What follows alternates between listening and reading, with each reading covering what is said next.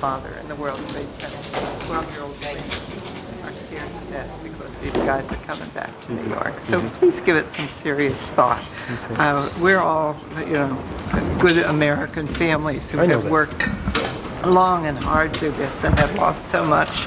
But I'm going to be quiet because I live here and I can grab your tie anytime.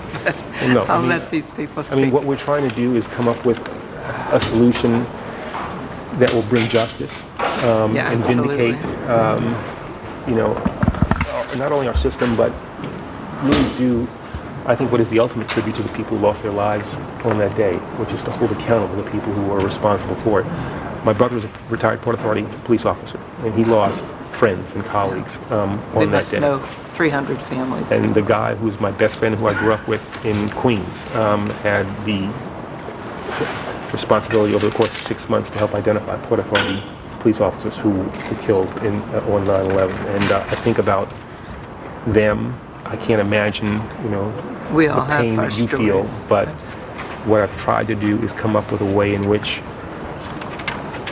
we maximize the chances of getting an outcome that we're all going to be I would happy just ask on behalf of all of us that you lean American, try them in Guantanamo Bay. That's where they belong. They don't belong in our country.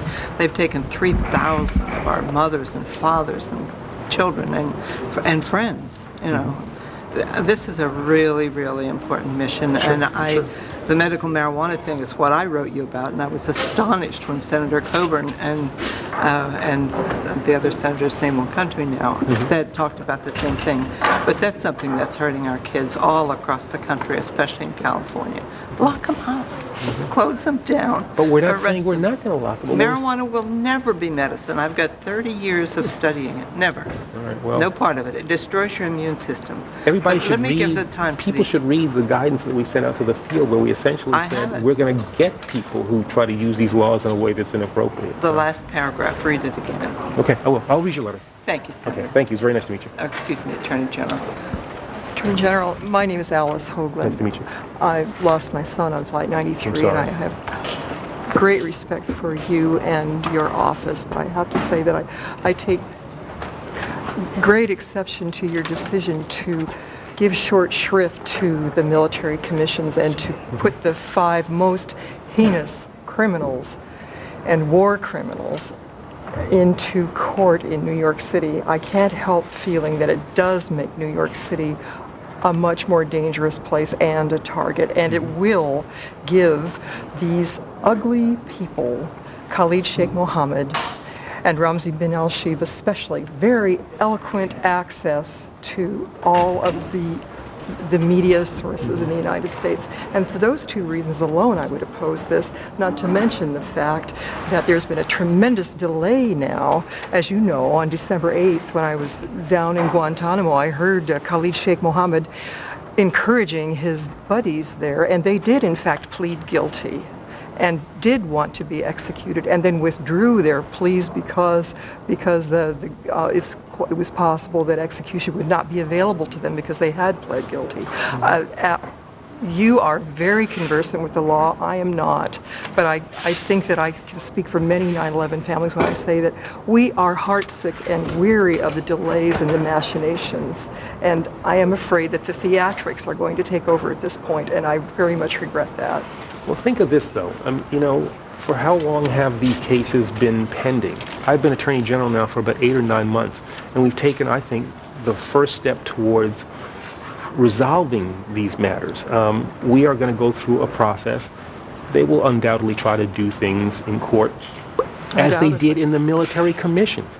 I mean, they did things there, and there were 26 members of the defense team, as opposed to the 6 members of the prosecuting team. They'll do all that stuff, and judges can handle that. We've got experience in doing these things, but I think that what we have done is put in motion a process that will finally resolve these matters, and done so in a relatively short time, given the fact that this administration is only, I guess, 10 months old. I'm Attorney General 9 months, whatever it is. I respect the concerns that you have raised, and they were issues that I certainly considered. I did not give short shrift to the notion of military commissions. This was a tough decision. I'm glad to hear that. It was a tough decision. I was very disappointed to understand that there was salted in among the attendees, the 9/11 family attendees during our June meetings here at the Department of Justice.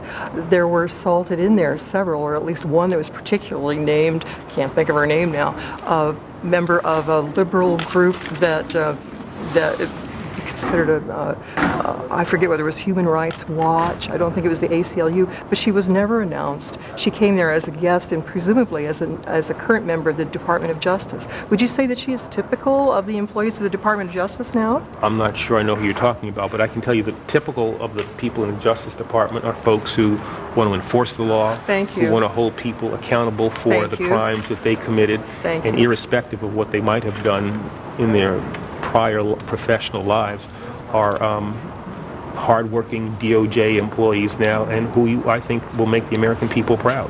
I think, like you, I abhor torture, and I am aware that there were abuses that were committed during the past administration, and I have a great deal of confidence and hope that you and President Obama will be able to overcome some of the objections that human rights organizations have voiced rightly. Mm-hmm. But I am not a bit sure that this move is anything that's going to be healing. As I responded, I guess, to one of the last questions, this is almost a trust me thing, I suppose, but okay. there are reasons why bringing this case in an Article III court, when it comes to the admissibility of certain evidence, is really the right way to go, and really maximizes our chances of getting a successful outcome.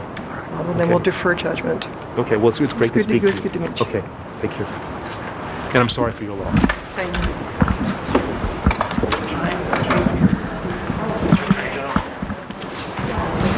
I'm Roger Chung. My sister was the INS attorney that disappeared in 1999. Denise? Joyce. Okay. Yes. I think that's some problems with the DOJ. Mm-hmm. And so I've written this letter to Okay. I'm hoping that you can give it to somebody who can investigate it. Okay. I've been screwed time and time again by the DOJ. Mm-hmm. So, can you use some pictures? Okay. That's okay. 2 5 minutes. Sure.